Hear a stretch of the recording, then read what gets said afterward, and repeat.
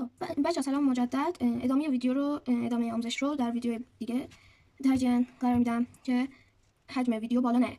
خب الان بچه‌ها من یا باید یه ماهی به وجود بیاد. می‌بینین یه ماهیه، نوک ماهیه و این دم ماهیه.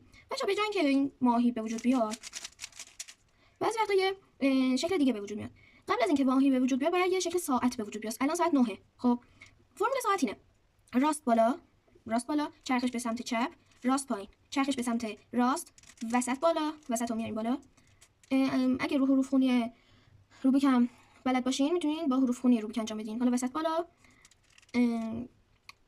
چرخش به سمت چپ، حالا راست بالا، این دوتا رو برمیگردین چرخش به سمت راست و این دوتا رو میاریم پایین. میبینین که یه ساعت عوض شد. این دوباره ساعته. الان ساعت چنده؟ 9:15. همین فرمول رو انجام میدم و رسیدیم به حرکت ماهی، فرمول ماهی. خب پس قبل از اینکه ماهی به وجود بیاد باید ساعت به وجود بیاد. اگرم ساعت به وجود نیامد و مستقیم به فرمول ماهی رفت، اشکال نداره، شما میتونید با فرمول ماهی ادامه بدید، نیاز نیست که فرمول ساعت رو بزنید.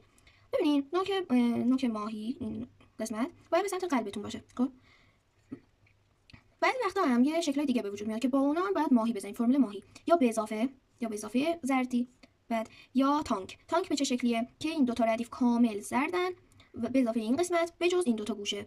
خب الان فرمول ماهی رو میخوایم بزنیم.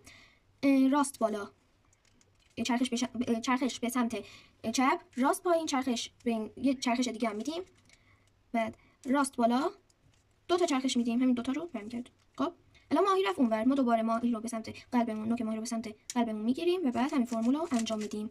باید صفحه کاملا زرد بشه. درجا چندین بار ویدیو رو نگاه کنین این قسمت فرمول رو تا بتونین این سطح زرد رو کامل کنین. همینطور که میبینین اینجاها خرابه، فعلا درست نشده، ولی یه قسمت نارنجی درست شده که ما اینو میاریم روی سطح نارنجی که نارنجی کامل بشه.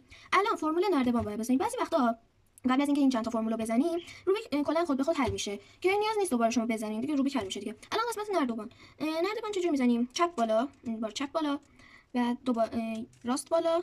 خب نه ببخشید، چپ بالا، چرخش به سمت چپ، راست بالا، چرخش به سمت راست، چپ رو میدیم پایین، چرخش به سمت چپ، راست پایین. دوباره ماهی به وجود اومد که فرمول ماهی رو انجام میدم که به مرحله آخر میرسیم. مرحله آخر چجوریه؟ باید یا قسمت کاملا سطح کاملا درست شده داشته باشیم یا اصلا هیچ سطحی درست نشده باشه. خب که همین فرمول رو بزنیم درست میشه. یه سطح کاملا درست شده به وجود میاد که اون سمت کاملا درست شده رو روبروی سطحی که درست نشده قرار میدیم و فرمول رو میزنیم. الان این قسمت نارنجی کامل درست شده، من باید روبرون بگیرم و با این قسمت انجام بدم. دو تا چرخش به سمت بالا. خب چرخش به سمت چپ و وسط رو میاریم بالا.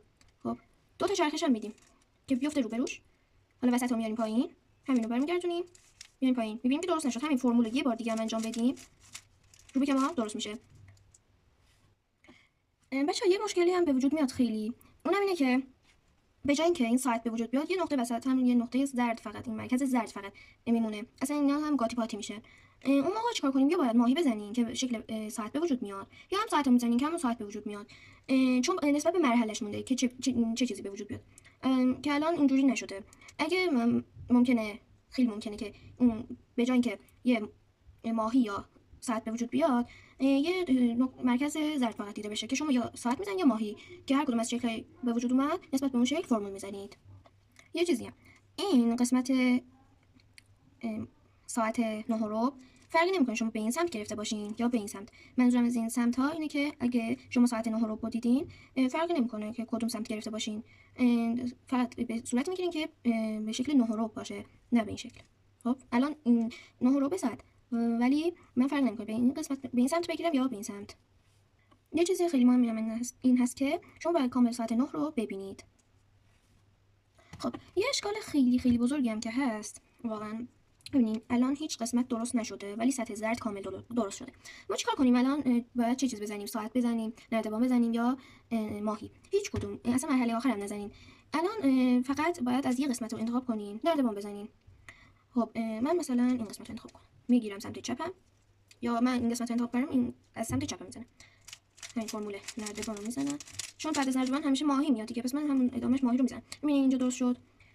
خب الان نمیگیم که من هیچ قسمت ساخته‌ای ندارم. میگه وسط یه کنارش درست نشده، این یعنی به منظور درست شده. خب اینو به عنوان درست شده سمت چپ میگیرم و فرمول نردبان رو میزنم. ببینید بعد از نردبان همیشه ماهی میاد. خاطر همین من ماهی رو زدم. خب الان هیچ قسمتی از مرحله آخر درست نشده. همین مرحله آخر یه سمت انتخاب میکنم و فرمول مرحله آخر میزنم. این قسمت درست شد، رو به رو میگیرم و میزنم. دوباره درست نشد، یه بار دیگه انجام میدم اون فرمولو که کامل درست شد. روبیک هم کامل درست شد. خب بچه‌ها اینم آموزش روبیک 3 درسه بود که به پایان رسید. برای آموزش روبیک های دیگه حتما به پیجم سر بزنید، چون قراره که آموزش روبیک های دیگه هم بذارم براتون. اگه این ویدیو براتون مفید بود حتما لایک کنید و شیر کنید. ممنونم. خسته نباشید. امیدوارم که یاد گرفته باشید و خدا نگهدار.